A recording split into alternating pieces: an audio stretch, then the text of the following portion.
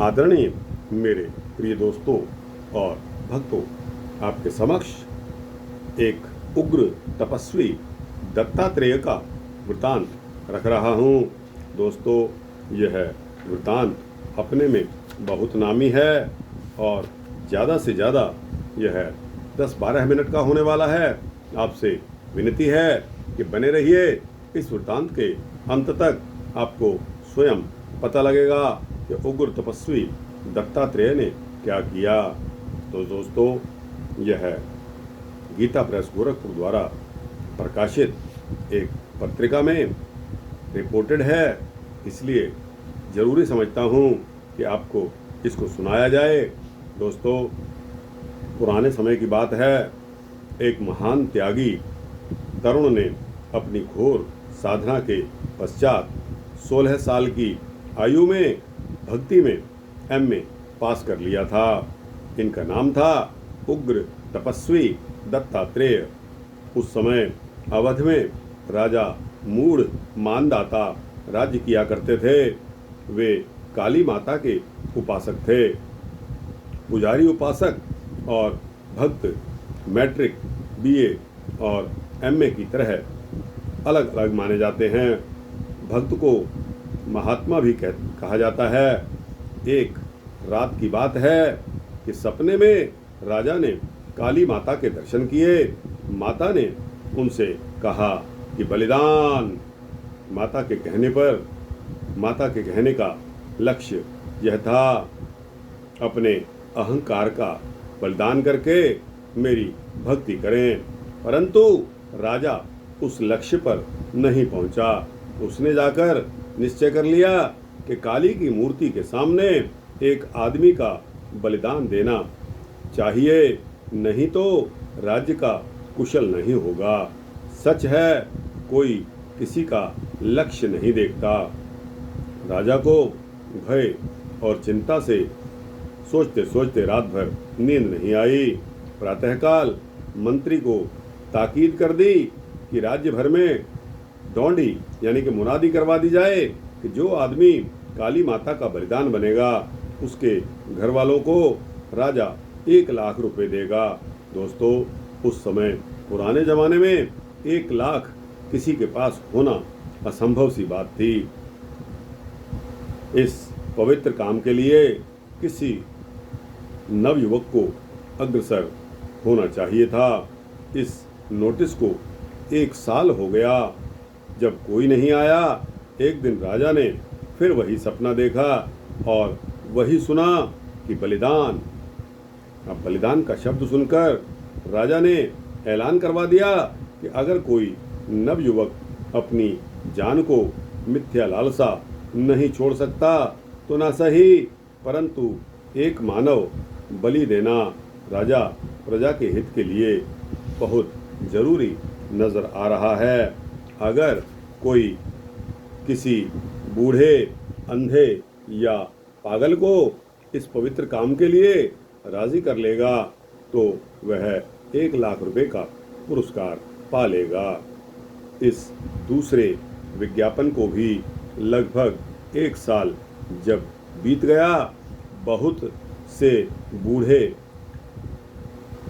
उनके घर वालों ने कहा कि आखिर 2-1 साल में स्वयं ही मर जाओगे, क्यों ना घर वालों को 1 लाख रुपया देकर मरो। परंतु अपने हाथ अपनी मौत बुलाने पर कोई भी राजी नहीं हुआ।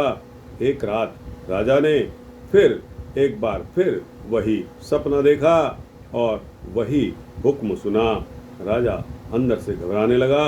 राजा ने अब निश्चय कर लिया, संकल्प कर लिया कि अब खुद उसे किसी आदमी की खोज करनी चाहिए। शिकार खेलने के बहाने राजा दिन भर इधर उधर घूमने लगा, भटकने लगा। 7वें दिन एक जंगल में एक आम के वृक्ष के नीचे राजा ने भक्त दत्तात्रेय को चुपचाप बैठे हुए देखा। राजा ने सोचा, जैसे भी हो इसे ले चलना चाहिए। झूठ बोलूँगा, जालसाजी करूँगा, लेकिन इस लड़के का बलिदान देकर रहूँगा। राजा के लिए दफ़ा 420 है ही नहीं। मालूम होता है कि यह लड़का किसी बात पर अपने माता पिता से रूठकर यहाँ आ बैठा है। 50 रुपये मासिक की नौकरी का लोभ देकर इसे मेरे महल तक पहुँचाने का साहस रखता है। सतयुग में भी कलयुग रहता है, कलयुग में भी सतयुग रहता है। चारों में चारों हैं। भक्त के पास राजा ने घोड़ा खड़ा कर दिया और उससे बातचीत करनी शुरू कर दी। राजा ने कहा कि तुम कहाँ रहते हो? भक्त ने कहा शिव ही सब है। राजा कहता है कि मैं पूछता हूँ कि तुम किस गांव में रहते हो? भक्त ने कहा महावीर सा वीर महावीर ही है। राजा ने कहा तुम्हारा नाम क्या है? भक्त ने कहा अंतिम गुरु दो हैं, एक कच्चा बाबा एक सच्चा बाबा। राजा ने कहा कि जब मैं यह पूछता हूँ कि तुम्हारा नाम क्या है, तब भक्त ने कहा कि जो सत्य होगा वही सुंदर होगा और वही शिव होगा।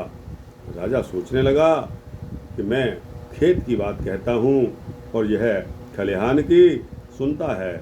मैं पटना जाता हूँ तो यह आगरा जाता है। वजह क्या है? यह खूबसूरत लड़का जो एक गरीब राजकुमार की तरह बैठा है, अंट की संट क्यों बकता है? क्या यह सनकी है? कहीं पागल तो नहीं हो गया है? भय से भेद खुलता है। राजा ने कहा कि तुम चोरी करके भाग कर आए हो। मैं राजा हूँ और मैं तुमको गिरफ्तार करके दंड दूंगा। भक्त कहता है कि नेम का राजा रामचंद्र, प्रेम का राजा कृष्णचंद्र। राजा कहता है कि मेरे पास तुम्हारा वारंट है। भक्त कहता है शिव ही सब कुछ है, सब ही शिव है। राजा ने कहा कि चुप रहो, तुम बदमाश हो। भक्त ने कहा कि माया बन रही है परमात्मा और परमात्मा बन रहा है जीवात्मा। हाय अब कैसे कल्याण होगा? इतना कहकर वह फूट फूट कर रोने लगा। उसके नयनाभिराम नयनों से मोती मालाओं का निर्माण होने लगा। राजा ने निश्चय किया कि लड़का पागल है। घोड़े से उतरकर राजा ने उस लड़के को अपने पीछे घोड़े पर बैठाकर अपने महल की राह पकड़ी। राजधानी के बाहर पूर्व में काली माता के मंदिर पर आज भारी भीड़ सजी हुई है। 4 पंडित प्रातः काल से ही हवन कर रहे हैं। दोपहर के 1 बजे एक सुंदर लड़के का बलिदान दिया जाएगा। लड़के लड़की नर नारी सभी आ रहे हैं। पुलिस सबको गोल चक्कर में बिठाती जा रही है।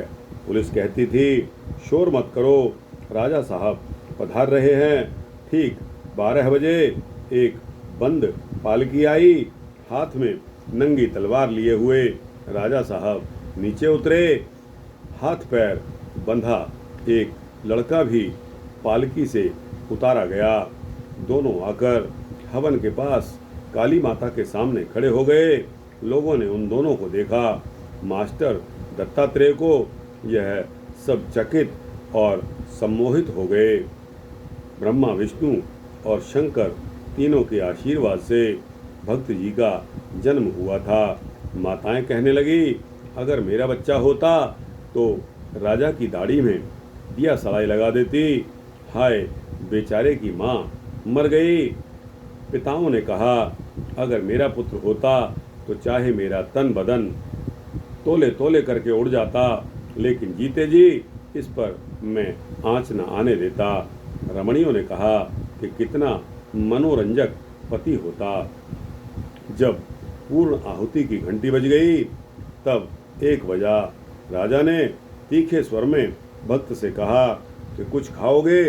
भक्त ने कहा अज्ञान को खाऊंगा। राजा ने कहा कि कुछ पियोगे? भक्त ने कहा द्वैत को पी लूंगा। राजा ने कहा किसी को देखोगे? भक्त ने कहा सबको देखूंगा। राजा ने कहा किसी से कुछ कहोगे? भक्त कहता है कि शिव से कहूँगा कि तू ही सब है। राजा ने कहा कि मैं कौन? भक्त ने कहा सत्यम शिवम सुंदरम। राजा कहता है कि तू कौन? भक्त ने कहा सत्यम शिवम सुंदरम।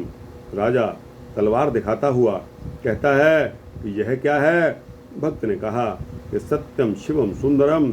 राजा काली मूर्ति के प्रति इशारा करके पूछता है कि वह कौन है?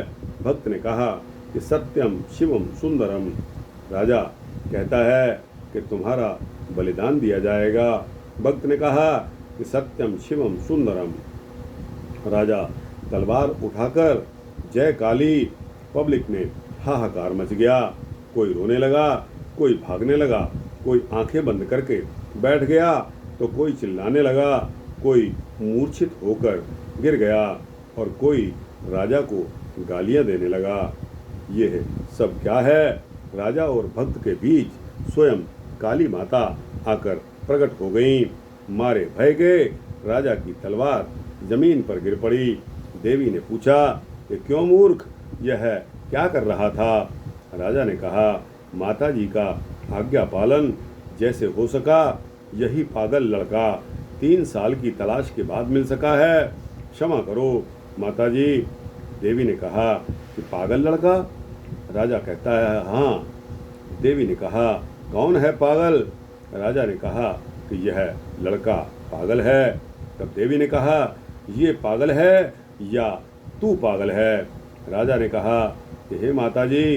तब देवी ने कहा कि परमात्मा रूपी बादशाह के ये एक शहजादे हैं, इनको बचाने के लिए मुझे बहुत दूर से आना पड़ा है।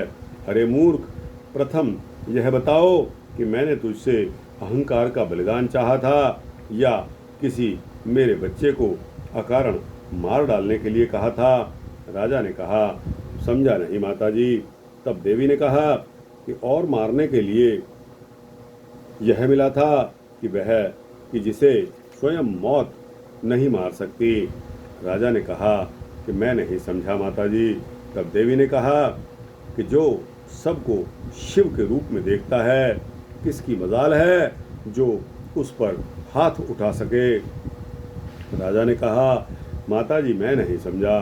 तब देवी ने कहा यदि मैं ना आती और तू तलवार चला देता तो यह तलवार तेरा ही मस्तक काट डालती। राजा ने फिर कहा कि माता जी मैं नहीं समझा। तब देवी ने कहा कि राजा तू नहीं पहचानता कि वही महात्मा दत्तात्रेय हैं जिनको भगवान और जगत गुरु जैसे 2 पद प्राप्त हैं। राजा ने कहा माता जी मैं अभी भी नहीं समझा। देवी ने कहा कि इनके चरण कमल पर अपना सिर रख दो, आज से इनको अपना गुरु मान लो और इनके उपदेश से जीवन का संचालन करो। राजा ने कहा कि भक्त के चरण पकड़कर कि हे भक्त मेरे को क्षमा करो, क्षमा निधान।